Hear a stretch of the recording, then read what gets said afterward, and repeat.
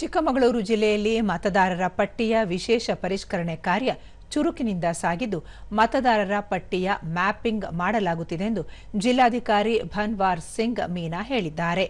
ಸುದ್ದಿಗೋಷ್ಠಿಯಲ್ಲಿ ಅವರು, ಕೇಂದ್ರ ಚುನಾವಣಾ ಆಯೋಗದ ಸೂಚನೆಯಂತೆ ಜಿಲ್ಲೆಯಲ್ಲಿ ಮತದಾರರ ವಿಶೇಷ ಪರಿಷ್ಕರಣೆ ಕಾರ್ಯ ಕೈಗೊಂಡಿದ್ದು, ಮತದಾರರ ಪಟ್ಟಿಯ ಮ್ಯಾಪಿಂಗ್ ಮಾಡಲಾಗುತ್ತಿದೆ.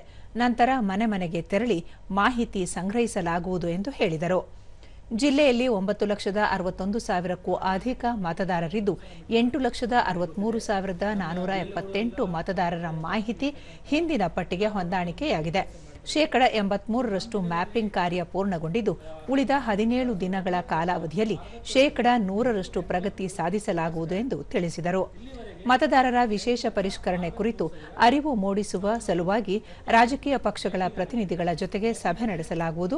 ಮಾಧ್ಯಮ ಪ್ರತಿನಿಧಿಗಳಿಗೆ ತರಬೇತಿ ಸೇರಿದಂತೆ ವಿಶೇಷ ಜಾಗೃತಿ ಕಾರ್ಯಕ್ರಮಗಳನ್ನು ಆಯೋಜಿಸಲಾಗುವುದು ಎಂದು ಹೇಳಿದರು.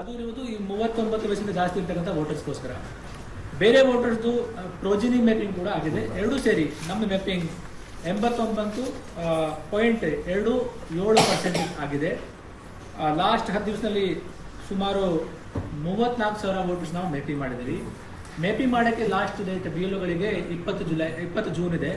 ಸೊ ಇನ್ನೂ ಒಂದು 17 ದಿವಸ ನಮ್ಮ ಹತ್ರ ಇದೆ. ಬಹುಶಃ ನಾವು ಈ 17 ದಿವಸ ಇನ್ನೂ 5-6% ಮ್ಯಾಪಿಂಗ್ ಮಾಡ್ತೀವಿ. ಆದರೆ ಒಂದು ಲಾಸ್ಟ್ ಒಂದು 10 ದಿವಸದಲ್ಲಿ ನಾವು ಎಲ್ಲ ಕಡೆ ತಂಡ ರಚನೆ ಮಾಡಿ ನೋಡಲ್ ಆಫೀಸರ್ಗೆ ಅಲ್ಲಿ ಕಳಿಸಿ BLOಗಳಿಗೆ ಇನ್ನೊಂದು ಸಲ ಓರಿಯೆಂಟೇಷನ್ ಮಾಡಿಸಿ ಕೆಲವೊಂದು BLOಗಳಿಗೆ ನೋಟಿಸ್ ಕೂಡ ಕೊಡಿಸಿ ಆ ಥರ ಒಂದು ಪ್ರೋಗ್ರೆಸ್ ಕೂಡ ಚೆನ್ನಾಗಿ ಮಾಡ್ತೀವಿ.